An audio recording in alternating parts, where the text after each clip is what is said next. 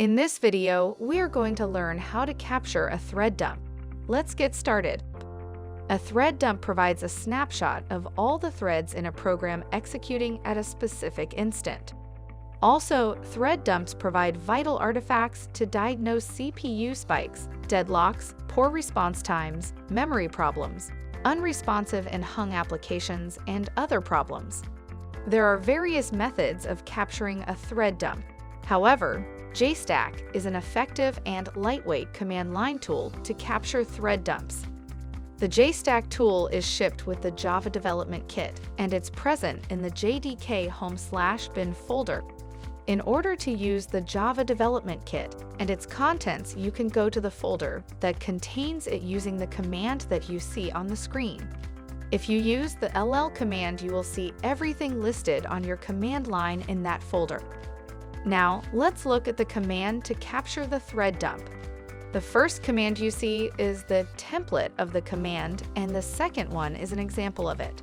The PID refers to the process ID of the data collector instance, and file path refers to the file path where you would like to save your thread dump file.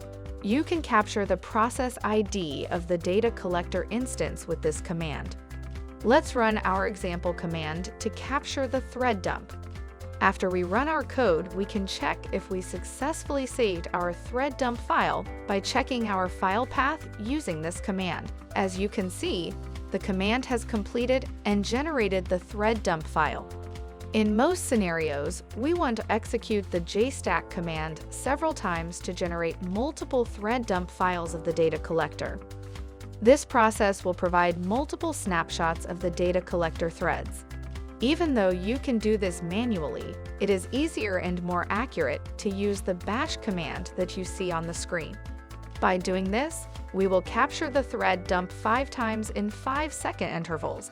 Let's move on and run this command for capturing the thread dump. It should take approximately 25 seconds to execute.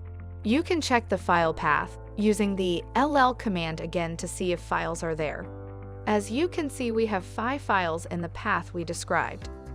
Finally, you can zip these files and upload them to your support ticket or other thread dump analyzer tools for troubleshooting.